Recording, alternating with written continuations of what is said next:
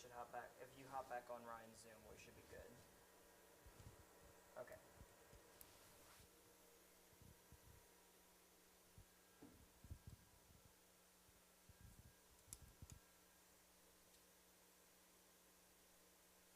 All right, Kat, we're ready to go. We are? Mm-hmm. Are we on? Almost. Give me 1 second.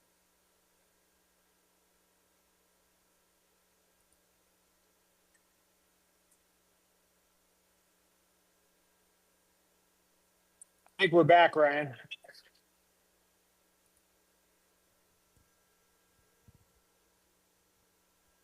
I am not seeing it live though. Well, it's live on that laptop, that's for sure. He's even got a picture on it.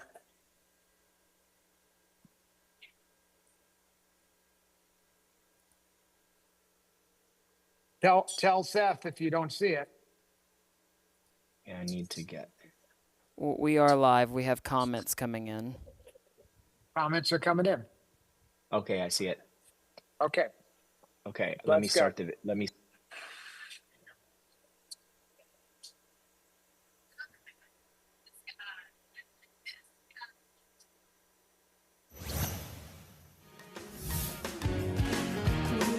Ryan, I need you to share your screen for the opener.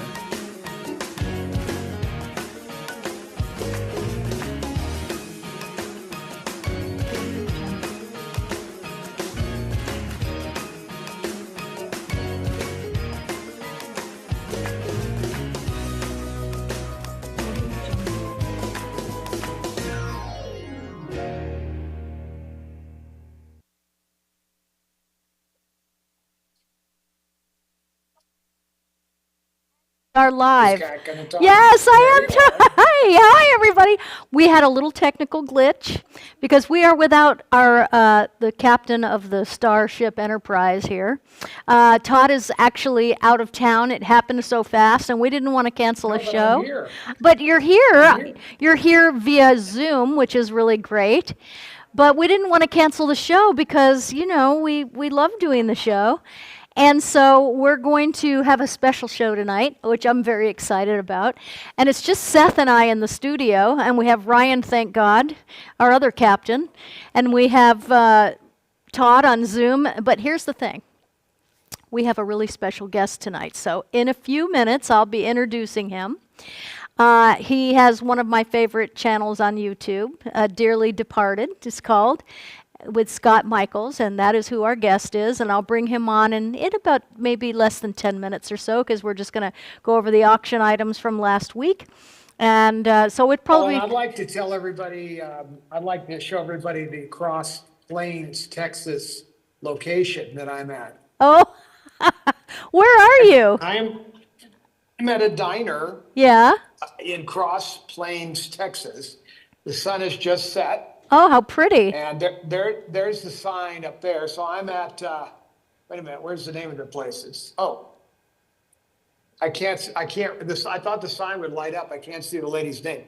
Oh, there it is. It's called Mexico City Cafe. But you're in And Texas. I'm in Cross Plains, Texas, still about 4 hours away from where I need to be. Yep. But pretty close is the bottom line. And this is quite a bustling little town here. This is the happening restaurant in town. I just had Mexican food there. It was pretty good. I was watching you eat. You were eating like you were going to the chair. I mean, like you were stuffing that food. I thought we were going to do a live show. Well, you know, we had to wait until YouTube let us on. So Now I just want you to know, I was looking for kind of a place to stay overnight. Yeah. Also, besides eating. Yep. And I've heard that the place that you want to stay here in Cross Plains is right here. It's called Phil's Bunkhouse. are you staying there? No, because I would have had to make reservations months in advance. And Phil is not there right now, but there is a reservation number for those of you interested in staying with Phil's. Now, I just want you to see this building. It's only about 20 feet deep. Oh my gosh. So this is the only place you could stay in Cross Plains in case you had thoughts of actually wanting to be or stay here. You can eat here and get fuel here. By the way, the fuel, Yep. check that out. How Under much? $3. Oh. Under $3. Well, that's because you're in Texas. $2.75. Yes, here it's very expensive. I mean, it's really expensive. Exactly. Yeah. Well, Anyway, I just love thought everybody Texas. might enjoy. Well, it's a fun, the people are cool. It's Yep. a fun town. I It's a love the fun- Texas I've people. actually taken the back roads for like the half of this day. I got off the interstate. I've been on these highways. I'm on Highway 36 right now. But it's been interesting. There's been all sorts of things to see along the way.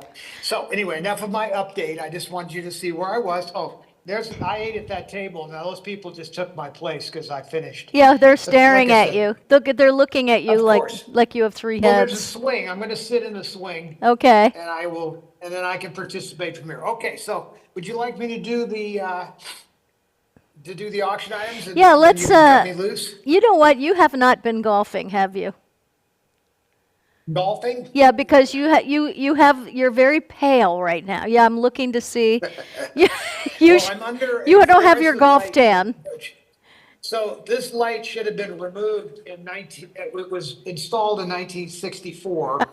And the bulb hasn't been changed. It's a beautiful sort of green hue to it. Yeah. So anybody under that light would look like you were, I could go back to my truck. I don't know if it'd be. Actually, better, can I but tell you, you actually look really good under that light. I would stay just where you are. You really did. You look good under any light, though. I miss you. Can I just say that? Aw. I do. I miss you.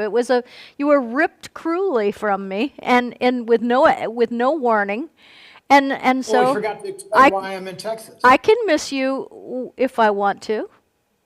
Right? You can. Yep. But I'm in Texas because we're picking up a crane from the MGM era that's been MIA for 50 years. Oh. And it was found in an airplane, it was found in a hangar in a small airport in Texas, just south of Houston.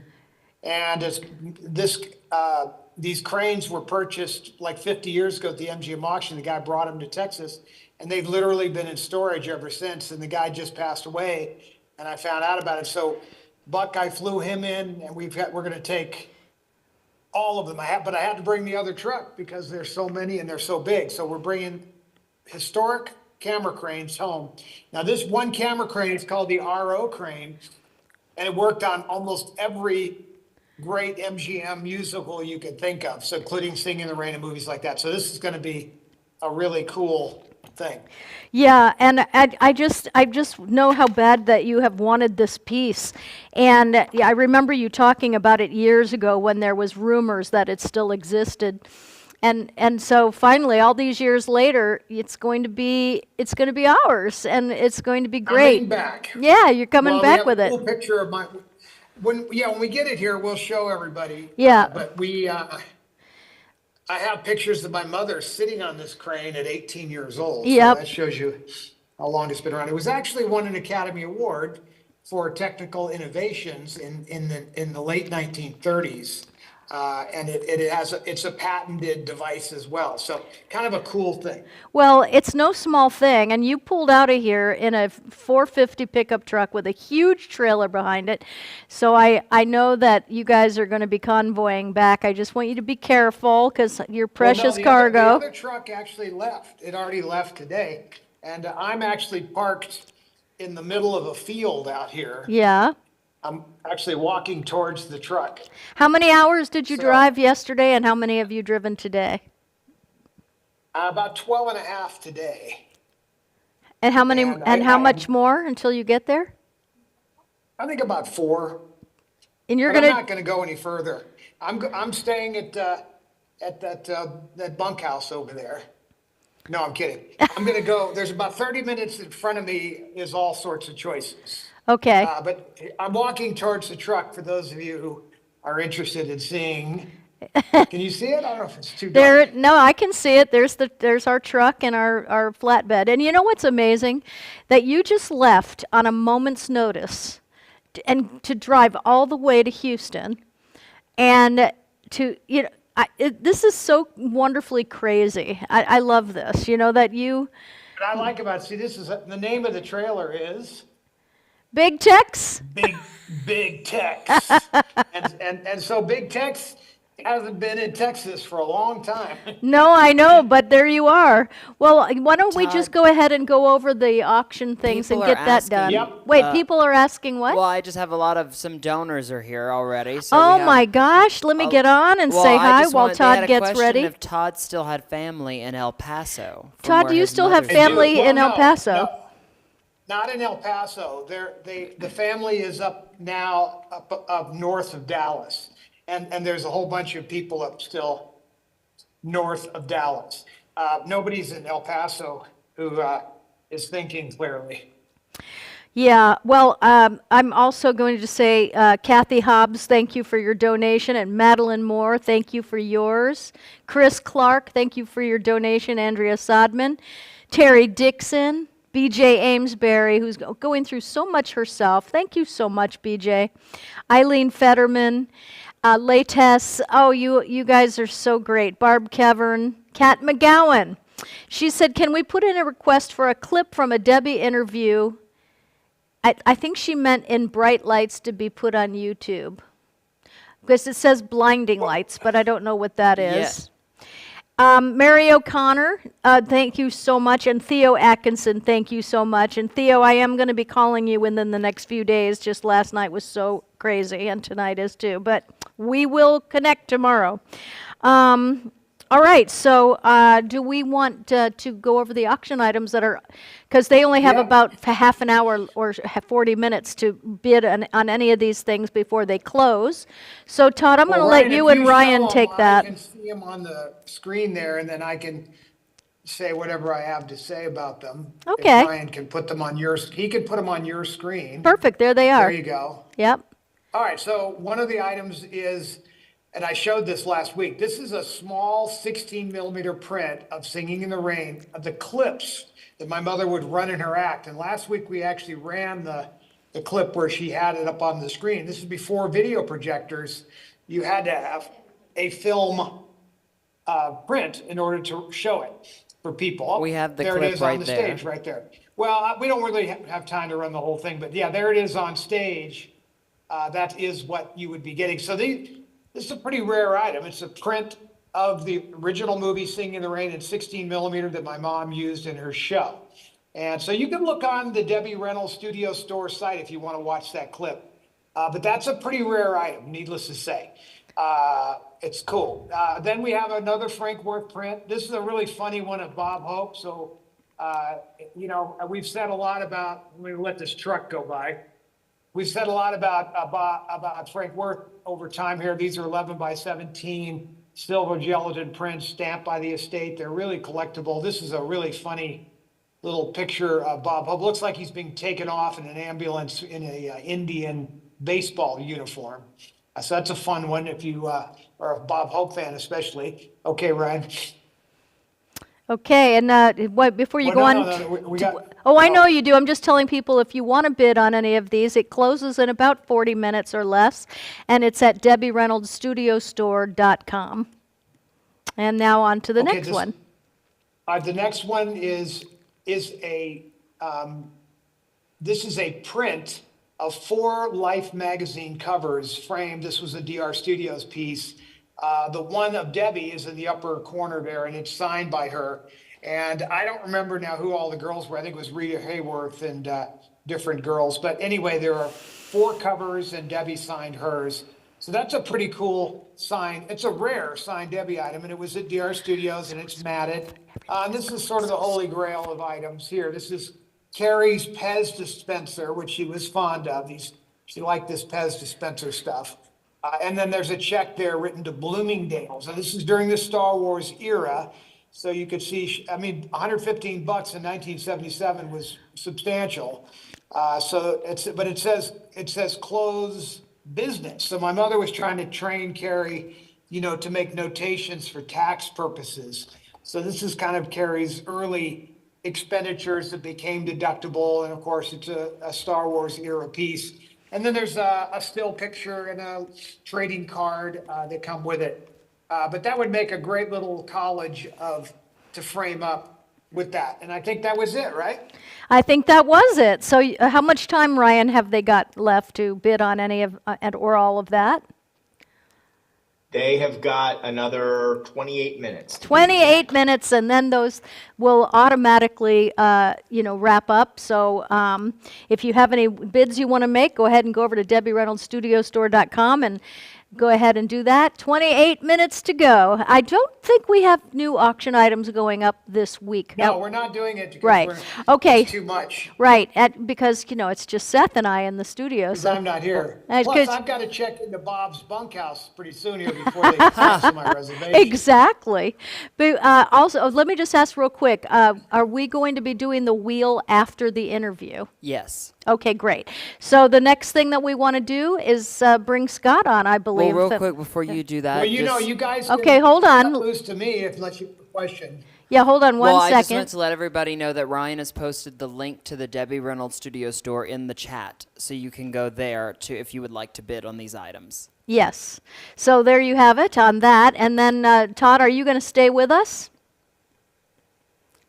No, I have to drive, Oh. and so I'm going to get going. And I would just say to everybody, thanks for joining us, and we apologize that this will be a little sketchy. Who knows? It may be brilliant. Now, we know we have a brilliant guest for you. Yes, we do. So that's the good news. Yes. It's just technically, it might be a little glitchy. So far, we've got through the first set of hurdles. No, Let's see how she I'm goes. pretty happy right now, I have to Cecil say. B. Robichaux is on the keys, so That- we'll be all.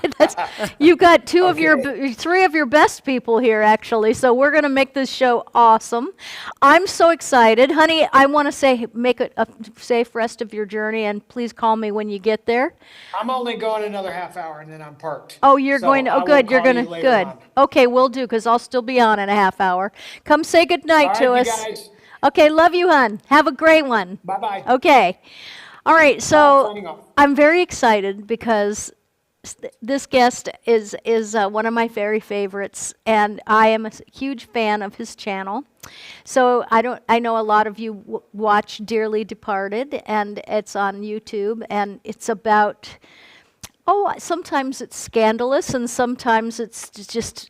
It's always fascinating, and it's about I'm going to let Scott tell you what it's about because I think that he could really do it justice. But I have been a big fan of true crime since I was a little girl. I think one of the first books I ever read was a true crime novel, and I have been like that ever since. And I think what happens is when you throw the celebrity aspect into the true crime aspect, or sometimes it's not a crime, sometimes it's just the bizarre, but how things happen in Hollywood and how sometimes people die in such a strange way or in a mysterious way or just some fascinating story around it. Well, if that's the case, then Scott Michaels is on it. And I watch every video because I love this stuff, and so do a lot of other people apparently. I mean, look how popular the true crime television shows are. Like the Lifetime things and Snatched or whatever they call it. Snapped. Snatched. That's what we get when we're going out. Snatched is what we do. We get pretty before we go out.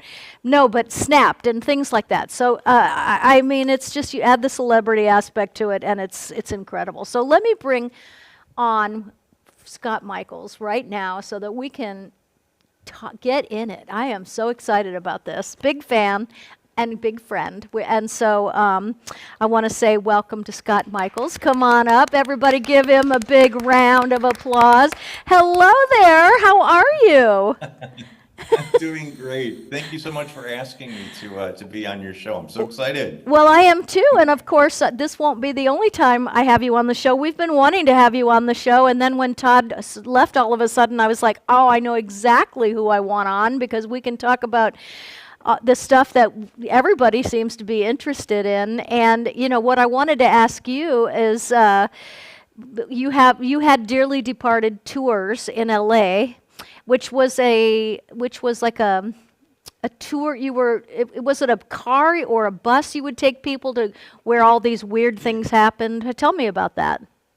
It was well, it was a 3-hour tour, the death styles of the rich and famous. So it was houses, street corners, restaurants where people had their last suppers. Those street corners like Hugh Grant or William Frawley, where he died, literally on a street corner. So we sort of, it was a lighthearted look at the dark side of Hollywood, always respectful, but honestly, we'll always go for a cheap joke too. Yeah. But, But you are I always. started doing that in the early '90s with a company called Graveline Tours, and then I left Graveline and moved to England for several years. So when I got back from England, Graveline went out of business, so I started my own. So Dearly Departed Tours started, and then I got a little bit more advanced, and I started doing specific tours. Like I had a tour devoted specifically to, I called it the Helter Skelter tour, involving the Tate LaBianca murders.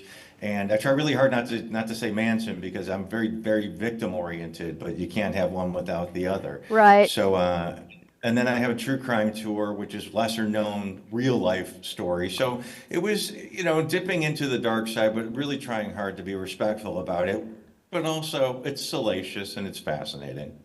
Well, you are very respectful about it, and that's one of the things I really, admire. But there are salacious sometimes details, and and to tell the whole story, it's like when a person writes an autobiography, you have to write all of it. The good, the bad, the Right. ugly. You can't just cherry pick what you want to write, because that's not the truth. And so sometimes, you have to go to a dark place with a dark subject, but you are always very respectful. I loved your last story I saw about John Eric Hexum, which we'll talk about in a little while ago, because that was in the 80s, and that was that was the greatest time in television. And John Eric Hexum, a lot of people, if you haven't seen this particular piece that he did on John Eric Hexum, who actually shot himself to death on the set of was it Male Model? Was that the name of the series that it was on? It was called Cover Up. It Cover was a Up, time right? travel, or yeah, he played actually a Green Beret Yes. undercover agent kind of thing. But Yes.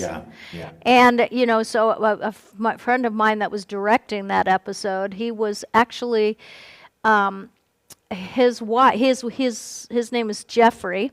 And his wife was Eva Marie Saint in real life, and he and his wife were friends. And Jeffrey Hayden was his name, and he directed me in a couple of things.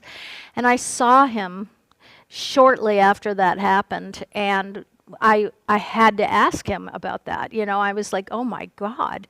He said he was directing that day, and I said, oh no. And so I asked him a lot of questions about that. And it was very interesting. So we'll talk about that in a bit. But first, why do you think people are so, why are we so, why do we love knowing about this stuff? I mean, I think it's, Americans are just like this, they don't have per se serial killers and things in Europe, you know what I mean? It's only here. I'm sure they do. Do they? There are good ones there. Do they? Because sure, I yeah. never hear about them. Never. Yeah. Well, yeah, when I lived in London, of course, that's what I did. Was to search out all that weird stuff. So Jack the Ripper, right there is one of the biggest, and are certainly one of the most famous. But yeah, they have lots of really colorful stories.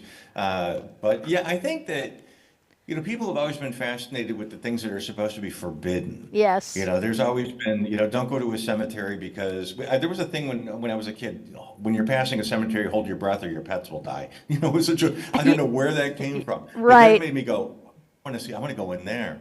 Yep. And there was a when, not because I wanted my pets, but you know what I mean, because it was forbidden, I gravitated towards it. And there always have been true crime magazines. There used to be, in the back of the magazine section, in the top row, not right up in front. And then, that stuff has been big since publishing began of magazines. But it's taken a big time turn in recent years, and they say people used to be kind of embarrassed to buy that magazine, and they'd stick it in the back of their grocery, bags. But now there's several cable networks 24/7 devoted to just that thing. So times have certainly changed, and it's so accessible. And also, you don't have to be ashamed about it. You can watch it in the privacy of your home. Right, but I just wonder what makes us so interested in this stuff. But then, of course, with you, there's the celebrity aspect that you throw in. It makes it the trifecta. I mean, you're going to get a great story about someone you probably have heard of, or someone that you were a fan of. So, in all the stories that you've done, I mean, God, it's just unbelievable. I love. You also did a documentary about Helter Skelter, about the Manson murders. And I noticed that sign behind you right now. It's that you have the Cielo Drive sign behind your. Right. Yeah. Now, where did that you is from the street. where did you get that? From Cielo Drive, actually. No, it was the weirdest thing, Kat. You know how sometimes things just happen, just happenstance, and some things end up where they should be. And honest to God, the weirdest thing in the world, I was doing my tour, and there it was on the street. It was literally laying in the street when I was going by. And, it's like, well, there's a sign, there it is, literally. So yeah, it's just certain things when they're supposed to be, I think they're just supposed to be. So it's strange. Did you notice also I've got. I was just about to mention that. You have the Pat Collins. That was the hypnotist that I saw when I was a little girl, and she made me want to learn the art and science of hypnosis. So I think that it's amazing, but I need to show you mine.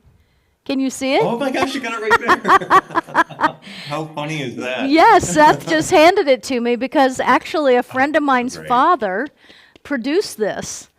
And they had a club that she performed in, and so Neil Norman, who is his dad, was the producer of this whole thing, and so yes, it's Pat Collins means a lot to me. I actually have quite a few of her costumes from when she was a very famous hypnotist, very, very famous. I can't wait to see those. I'll show you one more thing before we show go me on. lots of things. This is the drinking glass from her club. Oh my gosh. And then you gave me something. Yeah, I love that. And you gave me the was it the matches?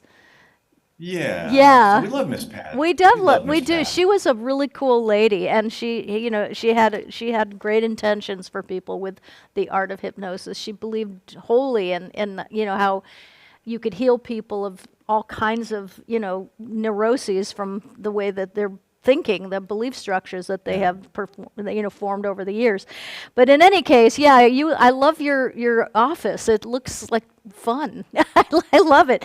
So how did it scare you to start? Because we talked about how a lot of people have to start over. In fact, most of us do or have or will, and how not to be scared of that. But when you came back from living in Europe, and you thought, okay, well, I'm going to start this Dearly Departed tours.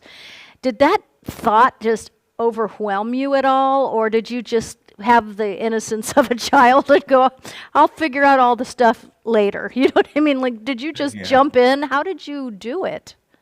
There was an element of, it's the things that made me the most frightened are usually, the chances you take are usually the big payoffs. The big gambles are the big payoffs.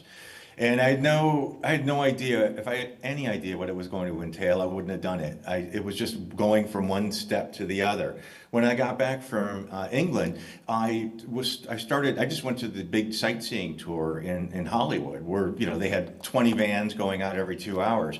And and they let us do our own research. They would stick you on a bus with another tour guide, and you'd learn what they're saying. And they were just making things up. It was so awful. Like, one guide said that this was Merv Griffin's house. The other guide said it was Judy Garland's house. And it's like, I can't. So I made my own tour up, and it was really good. And we got paid something like $20 to do a tour plus tips. And I thought, they were putting tour guides on my tour. to train. So I thought, no, screw this. So I bought a bus and very, very long story short, started my own tour. And it was really scary. And thank God Gold Star events started like right then, because I think it was the first tour to be offered on Gold Star, and they really saved me for the first year. So, and you know, little by little, we started gaining traction, and we had for a little company, we had a lot of attention. We had a lot of respect from people, and that made me really happy. We had a good reputation. Yeah, well, because you also had a storefront, in Hollywood. And that, Yeah. whenever you start signing leases and things like that, it's like, oh my gosh, I'm really in. I mean, you're all in at that point. And Yeah, it so, was the minute we bought the car is when we knew, and we'll probably go into that in a little bit. oh But yeah, well, the minute we got let's go into it. Let's go into some of the artifacts that you have, and then we'll talk about some of the stories, because I know I have so much to ask you about, but you have some pretty good show and tell here for us, I understand. And I do. I and brought so some stuff out, yeah. yeah, I want to see some of this stuff, and then we can talk about the stories, because I'm big on show and tell. I used to love it when I was a kid. I brought my tonsils in a jar. I mean, I was so it's not really that weird that I am a big fan of this kind of stuff, and a huge fan of yours, and I'm so happy that we're friends. So here's the thing. Let me see something cool. Let me see Well, some. okay, so to get the two, Well- we were talking about just started the collecting. I like the things that make people human. I mean, Yeah. I love what you guys do. I love the things you collect. It's so important. Debbie sacrificed everything for her collection, and we have no, I was lucky enough to see it in Vegas. I loved that collection, and it was heartbreaking right when the auction happened. Yeah. That was really hard. But Debbie had it in her for that kind of thing. I like the human aspect of celebrities. I like the stuff that makes them everyday sort of people. So I enjoy, it makes them human. And well, here's something that's weird. Okay, right behind me, I don't know if you can see that picture. You know what? Let's do but that- this. Let me see. Ryan, you want to put him full screen if we're going to look at things? Is that possible? Or, Oh, okay. because then we can see things really, really well. Oh, you do? Is that too much to ask? I can bring things closer. I can try to Okay. bring things closer. There you are. Yeah. You're full screen. We're good. Okay, Scott. Okay. Show us some So stuff. if you see that picture, that is Rock Hudson in his bedroom in the house where he died. And he's got his hand around the bedpost, which is right there. And so that is Rock Hudson's deathbed. Now, I always say that people either really get what I do or really don't get it. Yeah. It's either you like it or you really don't. And it's just important to me to let people know that we're not going, yay, hooray, aren't these things cool? Although there's an element of, I think they're really cool because they're historic. But it's not, we're not mocking, we're not making fun of anybody. This is history. Yep. And I mean, I think I told you this before, but I used to know Carrie back in England. She was good friends with my ex, who was a talk show host named Graham Norton. And they became really good friends, and thus I got to know her. And when Carrie wasn't looking one day, I stole one of her cigarette butts. And I don't know why. I saved it. And we had it in our museum on a little platform with a spotlight on it. It's so silly, but it was like, we love Carrie. Where is it And, now? Where? Well, it's in storage with most of our other things since we closed up. But here's something that's interesting. So everyone knows the story about Peg Entwistle, who was the woman who jumped off the Hollywood sign in 1932. She was an actress who was born in Wales, and she got married in New York, became well known on the New York stage. She married a guy named Robert Keith, who was also successful, and they came out here to Hollywood, or there in Hollywood. And she was in several films, but ended up on the cutting room floor of all the films.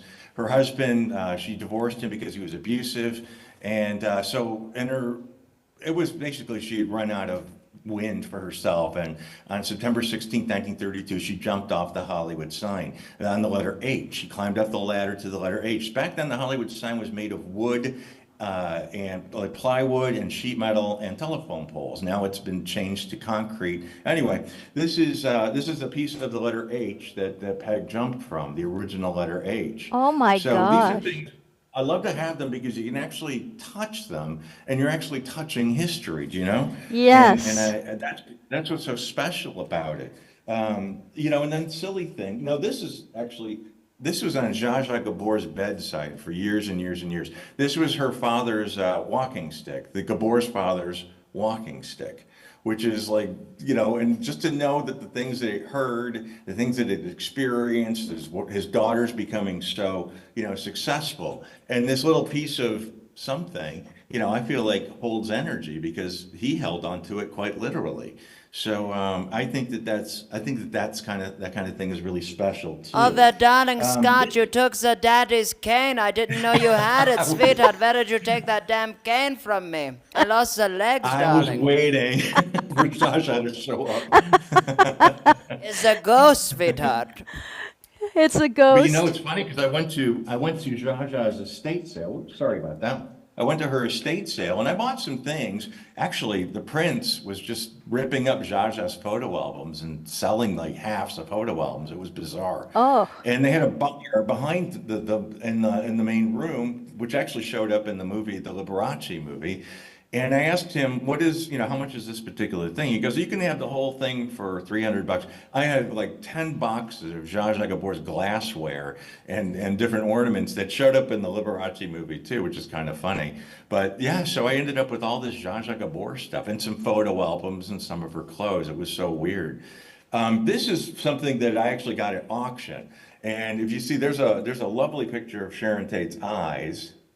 Oh, yeah. And these are actually Sharon Tate's eyelashes that we got. Oh my So gosh. Are it was you such kidding? an iconic. Pardon? Are you kidding? Those are Sharon Tate's eyelashes. Yeah. Oh, yeah. that's cool. So it really, it makes her human. You could see these things, and these things are, they humanize people, and I love that because sort of that's what they wore when. I don't know, when they were in real life, and I love that. I do love that, but I also go to the tragic stuff too, as you well know. Probably the largest piece of memorabilia we have is the Jane Mansfield car, which is a 1966 Buick Electra, and it ended up in our hands. So we have this 20-foot by 8-foot piece of rusted, bashed-in metal, but again, we're not doing it to go hooray. Yeah. We're doing it to, this is history. Yes. And I struggle with that for a little while because we showed it in Hollywood. We had our shop in Hollywood. Yeah. And, Jane's son, who was actually in the car, owns a plant store about a mile from where our shop was. So I was like, this is, you're talking, real tragedy, real human tragedy in this man's life. And I was really, it was the hardest thing I ever did, but I walked into his flower shop and introduced myself and told him that what I was going to be doing, that I was going to be I own the Buick. And he just said, he stepped back and he said, I want nothing to do with this. I said, no, I want you to I want to show you, or I want to explain to you. We're going to be showing it because Jane Mansfield is sort of like our Dealey Plaza. It's such an important piece of history. And we're not saying, we loved your mom. We're not doing disrespectful things, but we loved your mom. And so this is a piece of her history, and it's a piece of Hollywood history. And we ended up shaking hands, and he smiled, and he said, well, I'm not giving you my blessings, but I appreciate you coming in. And he said it was a gentlemanly thing to do, which was very flattering. Yeah. But so it was like in clear conscience. But, I still understand there's a human aspect to this. I know Deborah Tate, Sharon's little sister, and we've had many conversations, and they know that we're legit. We're not making fun. This is history. It's Hollywood history. Well, that's an interesting thing. Now, is Sharon Tate's sister still alive? Mm-hmm. Okay. Yes. And so yeah. when you meet the family of these people, it must be. I mean, I would think that just knowing everything that they've been through, it's like walking on eggshells. What you say, how you say it. How did she react to you? Well, it's funny, not funny at all. We try to make things right. Yeah. We like what balancing it out with good intentions as well as literally, we are exploiting a tragedy in a way. Well, yes, we are. We just are. But I try to balance things out. So we would have events once a year, and we would raise money to lay a memorial, a gravestone or a memorial plaque on people's graves that are unmarked. A lot of people, older stars in Hollywood, would die, pass away at the Motion Picture Country Home, and they owned land so they could bury them at the cemetery, but they didn't have the money to buy, memorials, gravestones. Wow, So wow. once a year we would raise money for that. And then when I did my Helter Skelter tour, I would donate some of the proceeds to the Justice for Homicide Victims, which was an organization started by Doris Tate, Sharon's mother.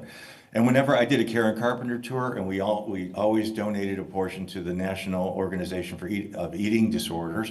So, we tried really hard to make it right. And Deborah, I have a kind of a high profile in that world. And with our documentary we did called The 6 Degrees of Helter Skelter. And I was, ended up on a lot of news shows and things around the anniversary. So when I met Deborah at a dinner, I introduced myself and I said, well, my name is Scott Michael. She goes, oh, I know who you are.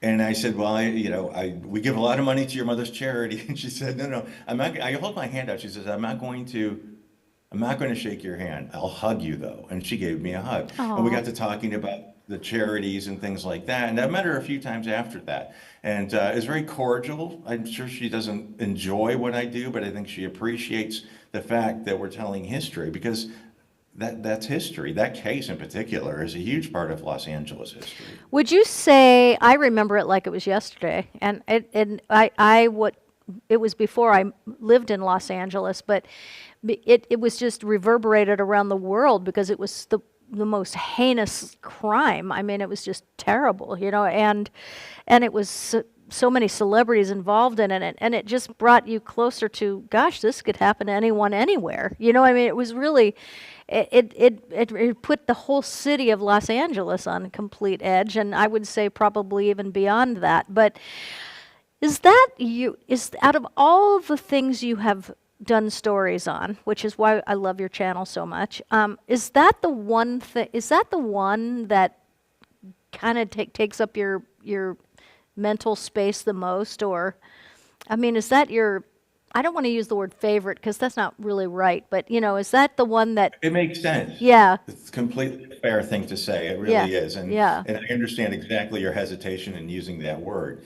But it is. It's my go-to. I'll read every book. I'll watch every documentary. I'm in a lot of them. And it's just because I always gravitated towards the things that, frightened me the most. Yeah. And when those murders happened in 1969, we got 3 channels of news, or 3 channels and news twice a day and 1 daily newspaper.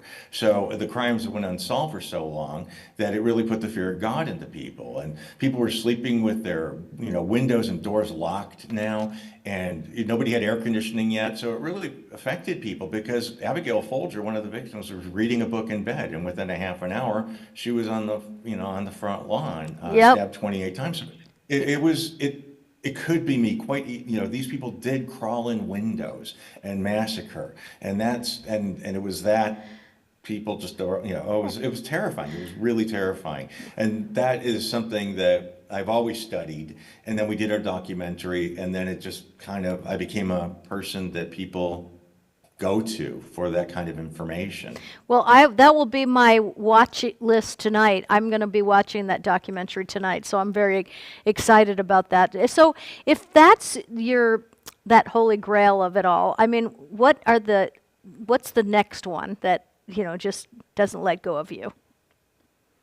Well, there's so many. I'll just say one more thing though about that. Of course. That documentary, which has its own life, we did that probably 12, 13, 14 years ago, but it's had its own life, and that's how Quentin Tarantino saw it and got in touch with me when he saw that and had me in for meetings, and actually I helped him on literally helped him on Once Upon a Time in Hollywood.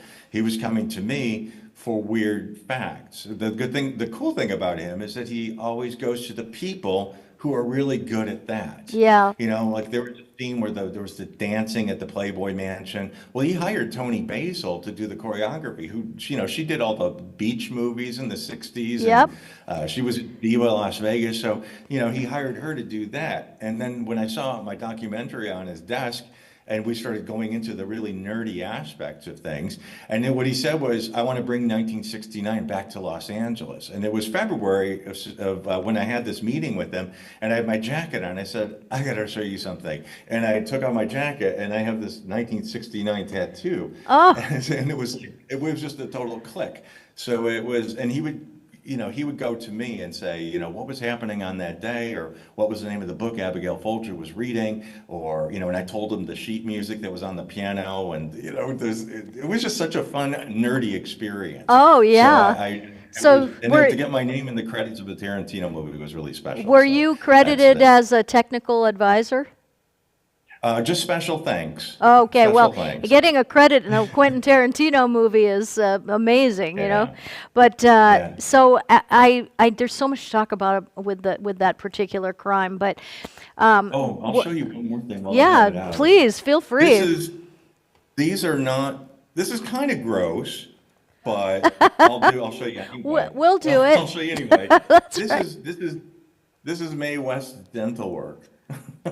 Oh my gosh. My Well, gay we- These are God. Mae West's teeth. So wait a minute, they're not dentures though? Are they dentures? No, it's like a partial. And yeah, so somebody said, you know, Mae West had a lovely smile, and I said, yes, I own it. Well, that is so. You know what's funny? We have George Burns toupee glasses. We have Sammy Davis's eye. We have, like, you know, weird things too. See?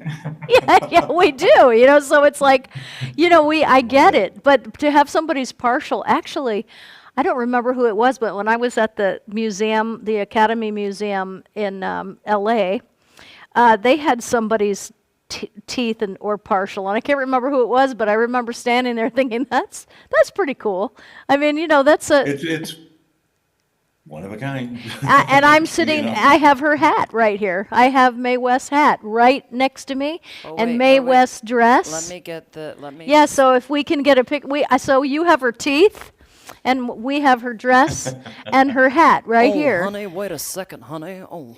Okay. You just gotta, oh. Are you, oh wait. Oh, and I have her shoes. Well, I'm it's gonna hard hold. for me to talk because Scott's got the God. teeth. That's right. Nothing like a man with And good here dentures. are her shoes. There they go. Look Oh at my the. God, I love those. Look at these. Love those. Look at Those this. are so cool. This goes beyond platform. This is going into Kiss platform shoes now. I mean, like this. She must have been tiny. Scott, what was her size? Do you know? I mean, like Oh, how? Gio, that's a really good question, and I could She not was tell four- you. I don't know. she was I've never seen any of her 4'11". costumes. Because she had very tiny feet. This is a very deceiving shoe because the platform comes out to here, but in fact, her foot only fit in this part of it right here. And I'm going to Yeah. say, at the very most, it looks to me like a 5. She was 4'11". So she looks like she had a size 5 shoe. It looks like to me 5.5 maybe. And her dresses are probably tailored so they wouldn't, all you see with the tips of the shoes. Exactly. So there's the illusion of being higher, yeah. Exactly. So that's 1, 2, 3, 4, 5, 6. There's almost 7, 8.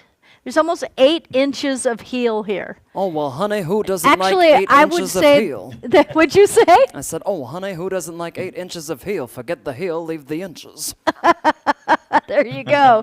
So we have Mae West covered. You have her teeth, we have her shoes, and her clothes. So that's cool. Oh, do you know what's funny? One time, a friend of mine lives in May's home in the Ravenswood. It's an old apartment building Yeah. that May lived in for over 40 years.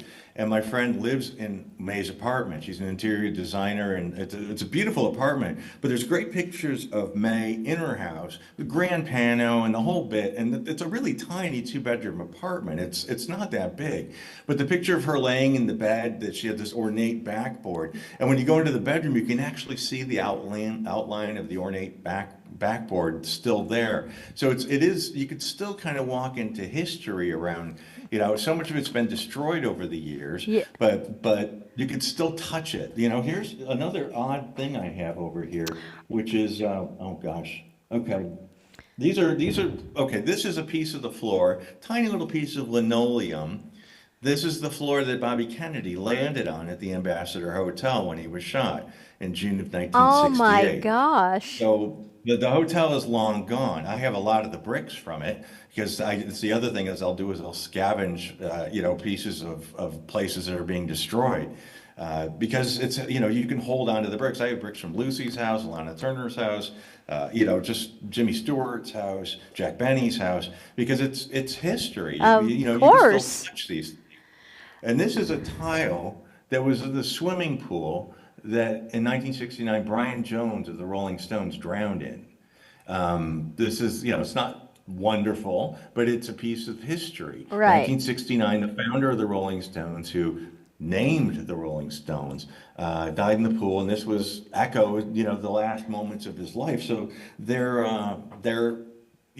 just, it's important. It's important to remember these things. Normally, we would just have these things on display in a museum, so it wouldn't be like showing them like with glee, and although I am proud of the collection. Yeah. But no, it's like we have dim lights, and we have, it's nicely, laid out and stuff like that. So it's, we try, like I said, we try really hard. We know it's a blurry line, at least it is with me. But we try really hard. Now, you said that you sometimes will go and fetch artifacts like bricks from these people's homes, and was it you that went to where the Clark Gable's plane, was it Carol Lombard's plane that went down? Was that what it was? I never made it up there, but yeah. But I never got up to that somebody location. went somewhere where there was an accident like that, and even though decades have gone by, they found something that's... Oh, now a friend of mine, Michael McComb, who works for the FAA, investigates plane crashes. Jordan and I met up with him in Arizona, and he brought the collection that he has discovered. I mean, he goes to 1 foot by 1 foot grids and goes up there literally with a fine-tooth comb and finds things. And he found, Clark Gable and Carol Lombard's wedding ring with engraving. He found, rubies, pieces of jewelry that she wore. And he also found there were several military men, and he found medals, and he got in touch with families, returning these things to them. So he has a real reverence for these things too, because it was in such a precarious location up in the mountains where her plane hit the mountain. So they couldn't get up to it just to bring the bodies home, really, as best they could. But there's still so much of their engines and everything is still up there, and it's crazy. It's really crazy to he found her wedding ring decades after the accident. Isn't that crazy? Yeah. I mean, that's. I remember hearing something about that from you and Jordan. I have a question from John Eric St. James. He's saying that he heard that Orson Welles used to wear a lot of prosthetic noses in his roles because he didn't like the way his nose looked. Have you ever heard about this? No, that's a new one for me. Well, I then, know a bit about Orson. I don't know that story. Yes, and he was wondering if you had any of his noses, but the answer to that, of course, would be no, and nor do we. So if you don't have it and we don't have it, I wonder where those noses are. That's what I wonder.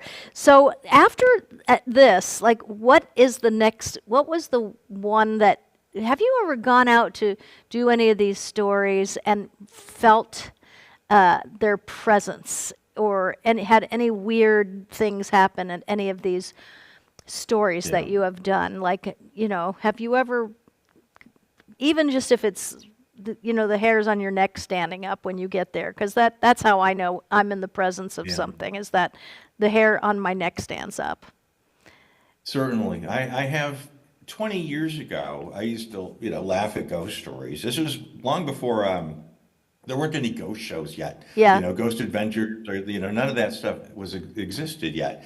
And my friend Marla Brooks, who wrote several books about the ghosts of Hollywood, would invite me on investigations. We spent the night at the Hollywood Wax Museum or the bank vault of the Hollywood, Citizens Bank, which has been abandoned for many, many years. And we had a psychic medium, and I would go for the historic background, and Marla was an investigator and also a bit of psychic medium in her too. And usually, Marla knows, I would just sort of whatever, I'd roll my eyes. She'd say, "Oh, someone just walked behind you." I'm like, "Yeah, sure." But it was slowly over the years, I've seen enough of it to I know it to be true. I don't even doubt it anymore.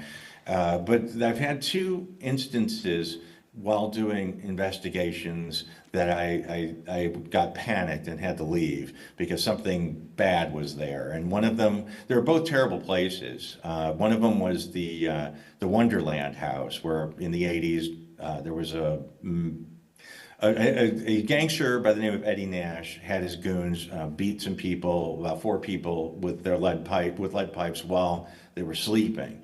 And John Holmes was involved, and then they made a movie about it with Val Kilmer. So I had gotten the opportunity to go into that house while it was empty, and we filmed in there. One of my YouTube videos is in that house. And that was sometimes, like with the Mae West thing, I went to Mae's bedroom and I laid on my friend's bed looking up at the ceiling because I want to see what people saw for the last time. I want to see the last thing they saw. It's just a thing of mine. And when I did that at the Wonderland house, I got panicked. Something was there that I was not comfortable with. And it was like, it's time to go right now. The last time that happened was in the Cecil Hotel in downtown Los Angeles, which is a notorious place for terrible things to have happened over the years. Most recently, the story of Elisa Lam, who was the exchange student who was missing for several days, and they found her on the roof in one of the water tanks. Yep. Richard Ramirez lived there. So many people have jumped, people have been murdered. And I was in one of the murder rooms, and I was explaining, I was on the show Ghost Adventures, and I was explaining to Zach what had happened in that room. And that was another one that's like, boom, everything happened, every hair, and it was like, I have to leave right now. I could hardly, I had a problem with breathing. It was just a bad place. So yeah, I've been to places that have been not good. And I've been to places where I feel really good about stuff. When we had our museum, we made sure we used sage, we use holy water, we use salt. Every day we walk in and greet everybody, and just because it's important to us to keep things on an even keel. Yeah. So that stuff means something to me, to be able to do that stuff, and I need them to know that we're trying, that we care. But sometimes there are certain things I wouldn't have in my house. I used to have a lot of when the Tate house, where the Tate murders happened, when that was demolished, I went up there and a workman gave me some of the bricks from that place. And I had a lot of things happen revolving around those bricks that I finally had to get out of my house. And we have pieces. We have a piece of the Hindenburg. I have a piece of John Denver's airplane. I have a piece of Carol Lombard's airplane. I have a piece of Patsy Cline's airplane. And it just, all these things contain energy. So there is an element of that, most definitely. You know what? That's funny you should bring that up because I absolutely believe that. And Carrie's house had a lot of strange things in it, and because she liked the bizarre, and it was, and sometimes I don't know, I was uncomfortable a lot when I was in that house, and often, and I'm very sensitive to things, so I started thinking, why do I feel so uncomfortable? And then one night was looking around, and I was seeing, well, God, the history of that, the history of that, the history of that.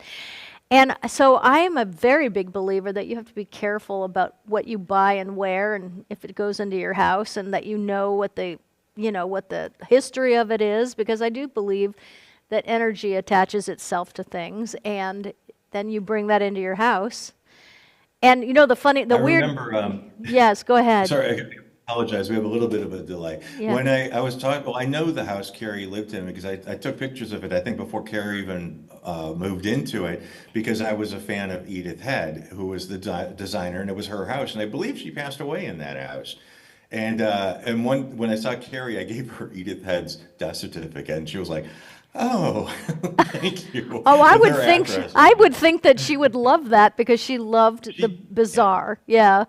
She did, and she was really, when, I told her what I do, and she said, "Oh, well, I went to Dominique Dunn's funeral when we were talking about Dominique Dunn's murder."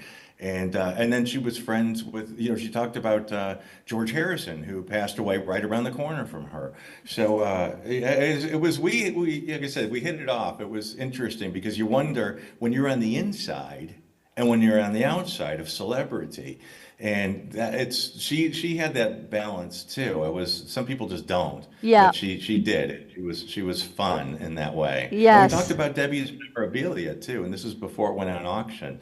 And she talked about how devoted Todd was to taking care of things, and we talked a little about Eddie's book and Yeah. things like that. And that, yeah, exactly. Well, I think that's interesting. You brought up the fact that you had to take certain things out of your house because of the energy attached to it. And I do think if a person's life has gone haywire, sometimes it's just good to look around your house and see what's in there.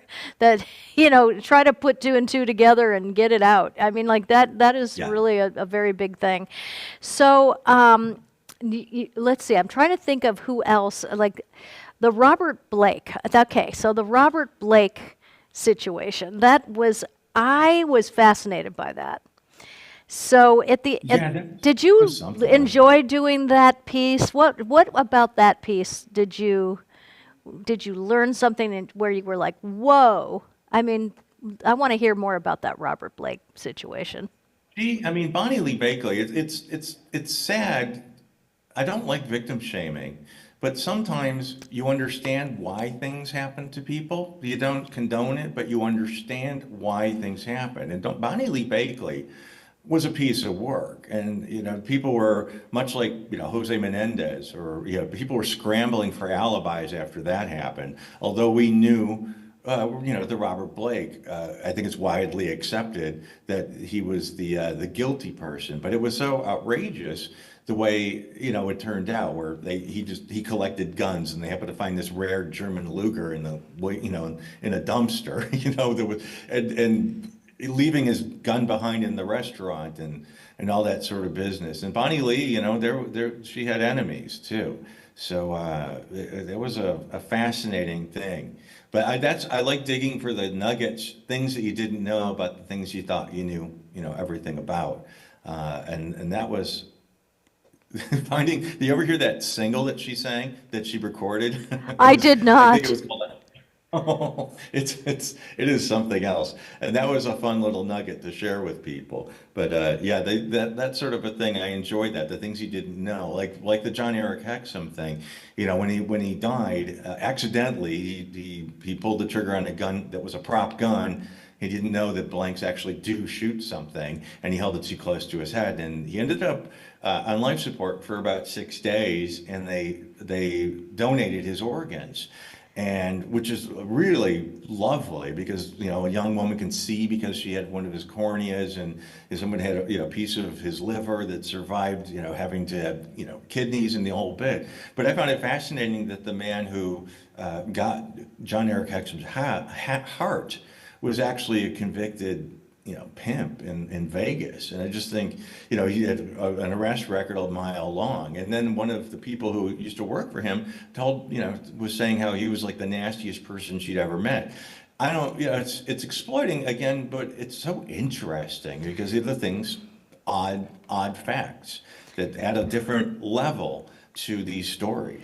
Yeah, and the thing about John Eric Hexum that was that I remember like it was yesterday because, of course, that I had met John Eric many times because Voyager was an NBC show, Voyagers was an NBC show, Knight Rider was an NBC show. So we got to know all the other stars on networks, the other shows, because we attended so many parties, throughout the year. John Eric Hexum was not only one of the nicest people you'd ever want to meet, he was also one of the most gorgeous people you'd ever see. He was so good looking that you would. He was talking to you, and he was so good looking that you didn't even hear what he said. Does that make sense? I mean, you were so busy looking at his eyes, his nose, how perfect his cheeks were. It was like one of those things where you're like, can anybody really be this great looking? And so, And he was, I mean, and he was humble. Graduated with a master's in philosophy, and he was a musician, and he was, he was a DJ because he had a great voice. And yeah, he was stunning. I mean, you were literally stunning. You'd look at him and go, he's not human. That can't be. No, it really was like that. And, my friend who was the director on that episode, I think I shared this with you because you and I talked at like 2 or 3 o'clock in the morning about this because you were finishing up this piece. And, and so he was sitting on the bed. It was Jennifer O'Neill and the director on one sitting, and then John Eric was right across from them on the other bed. And they were just kind of having in between shots chat. And he said that John Eric was fooling around with the gun and nobody thought a thing of it because back then no one had ever shot themselves on a set. Had they? But up until that point? No, because Brandon Lee was after that. That's exactly right. Yeah, people say, it was a prop gun. Well, everything's a prop on a set. You know that. The lamp is a prop. It was a real lamp, and it was a real gun. And the fact that they just said here, and I don't think there was an armorer on the set, and he was just messing around there, taking the blanks out of it and in it and spinning it and just monkeying around, and it's shocking. And it's in this Helena Hutchins, I mean, it's amazing that these things are still happening. Oh, absolutely.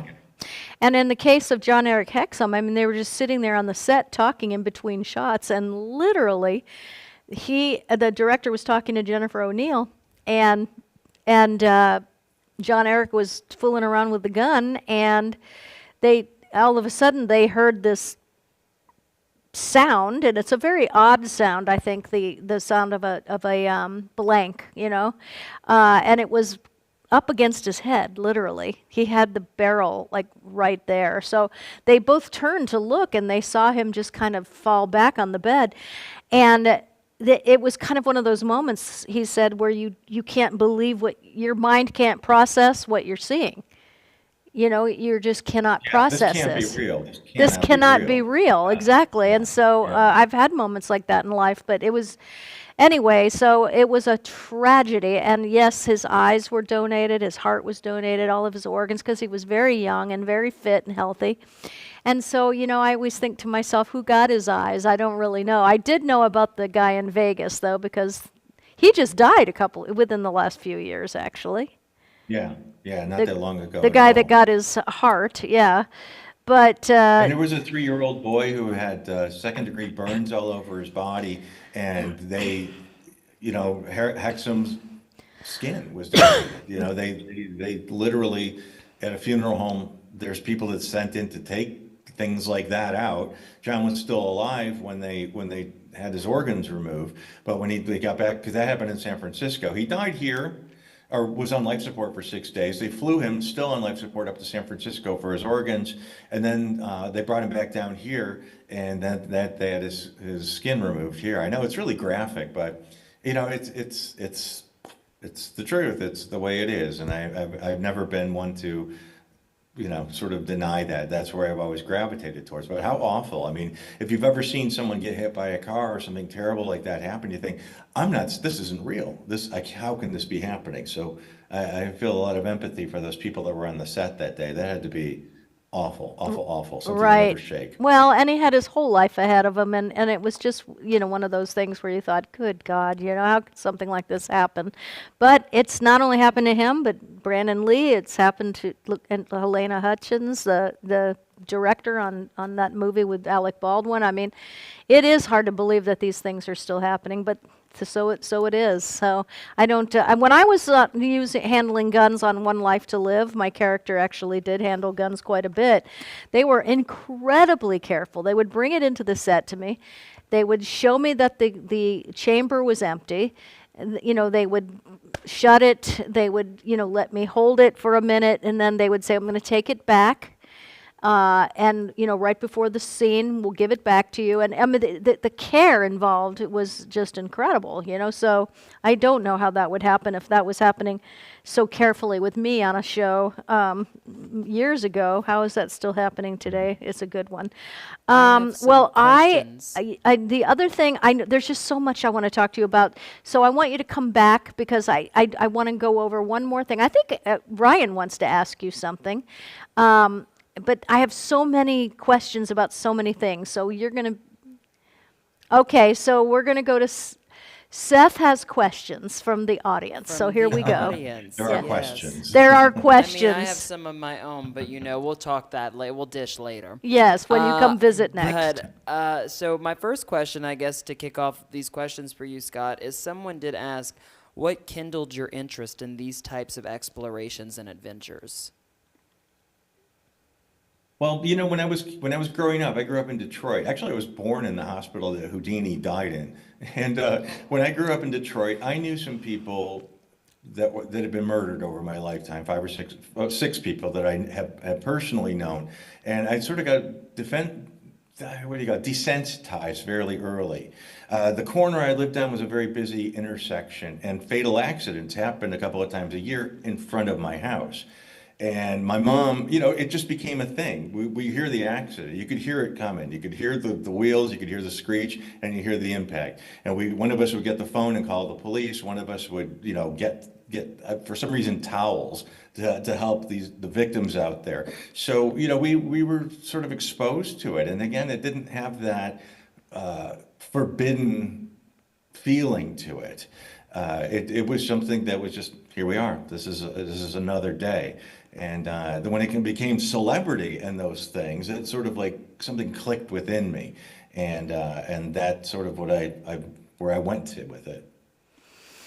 Okay, there's a more, I know that. Yes, and so, speaking of Barb Kevern, who watches our show all the time, she says she knows exactly where that was at. She's been there, and her question is, you were talking earlier about, and I'm going to butcher her last name, Peg, is it Entwistle, who jumped off the Hollywood sign? Entwistle, yeah. Entwistle? Yeah. She asked if you knew if she brought her own ladder, or was that open to the public at the time for people to climb up and down the sign? Yeah, back in '32, I said it was just telephone poles, but it was lit. When it first happened, when the sign was first there, it was an advertisement for a real estate company, which was called Hollywood Land, and that's what the sign originally said. The letters are 50 feet tall and 30 feet wide, and when it said Hollywood Land, it was the span of 2 American football fields. There were electricians' ladders on each of the letters, so they can go up there and change the sign, the light bulbs.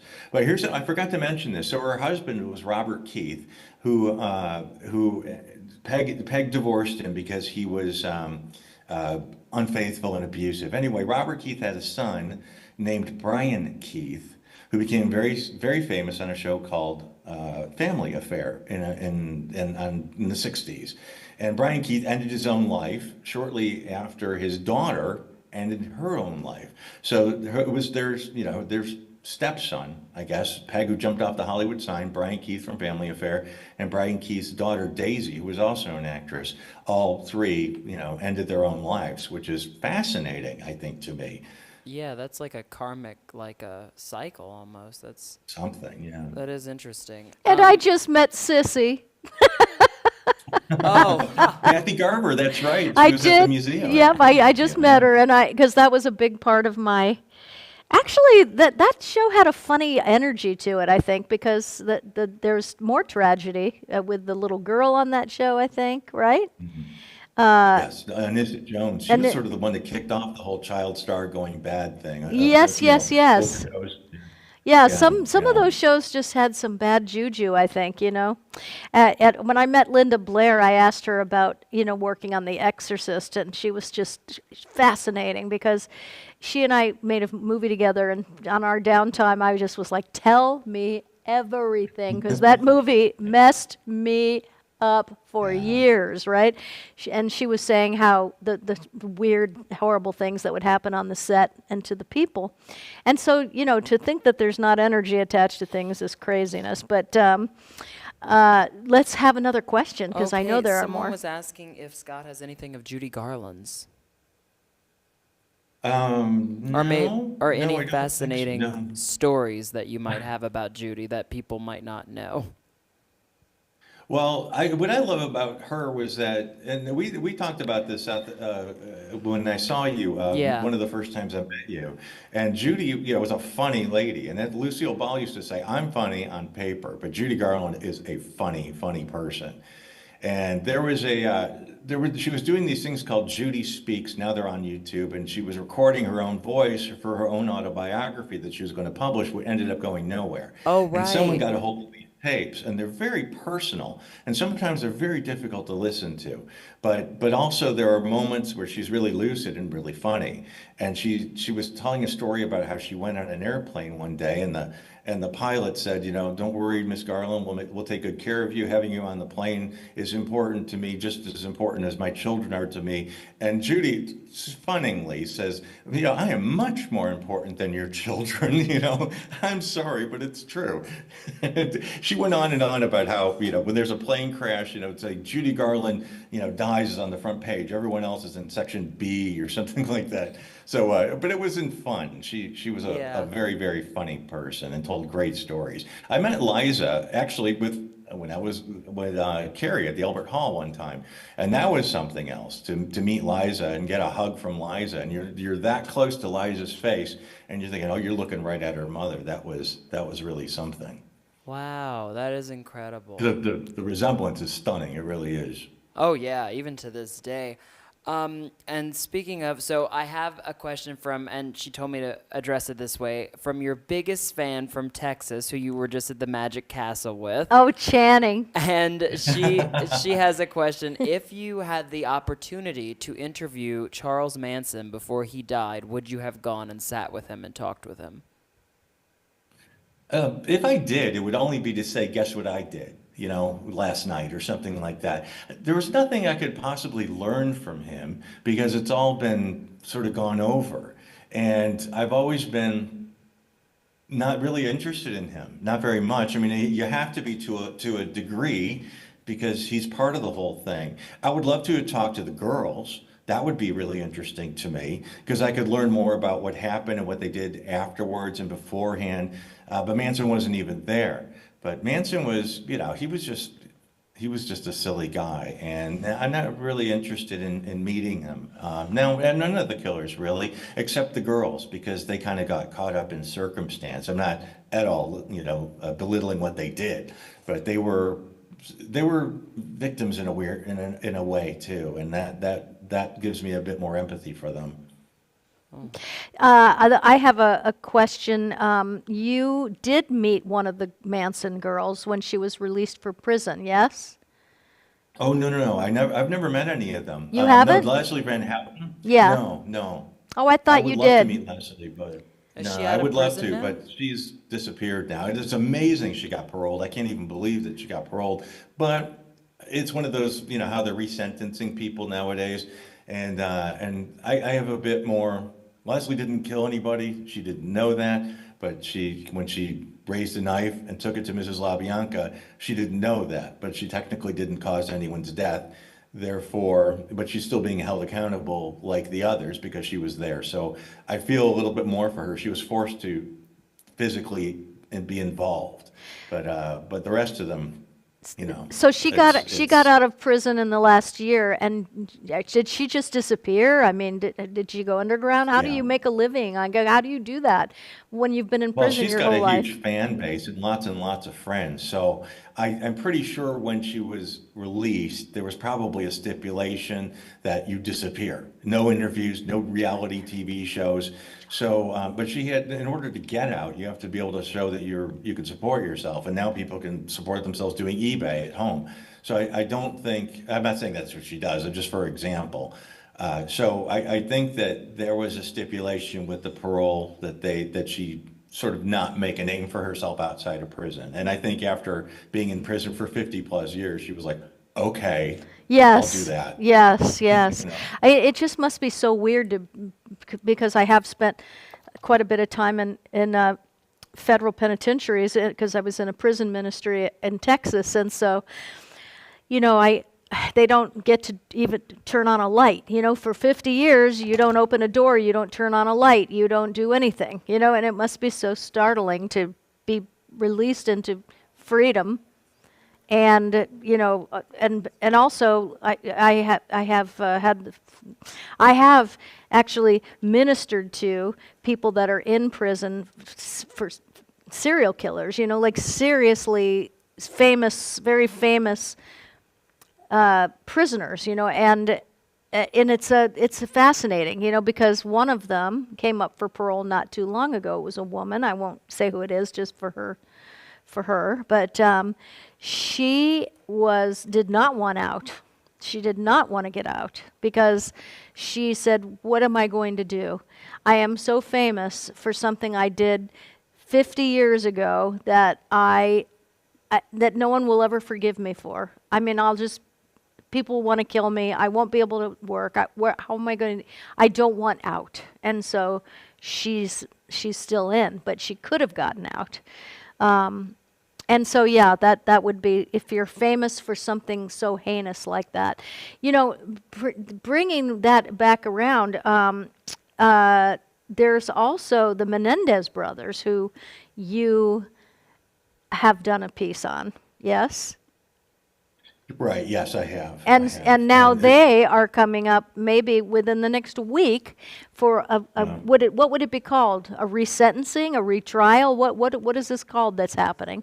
Resentencing. They won't do a trial again, but it's a resentencing because I guess because they had two trials, three juries. Their first trial was a hung jury. Yep. So they had to be retried. And the second trial, both of the young men had a jury devoted to them. So there are two juries in the courtroom. And after 7 years after Mr. and Mrs. Menendez were killed, murdered ruthlessly, horrifically, they were finally sentenced to life without parole. I don't think that existed before, life without parole. So they were sentenced, and now the sons have claimed since the trial, and I guess this evidence wasn't allowed in the second trial. That they were abused by their father, which, you know, he was certainly an abusive person physically and mentally. Absolutely, he was a monster. Whether the other stuff happened, which was, you know, sexual abuse, that's up for speculation. But, you know, they said they feared for their own lives.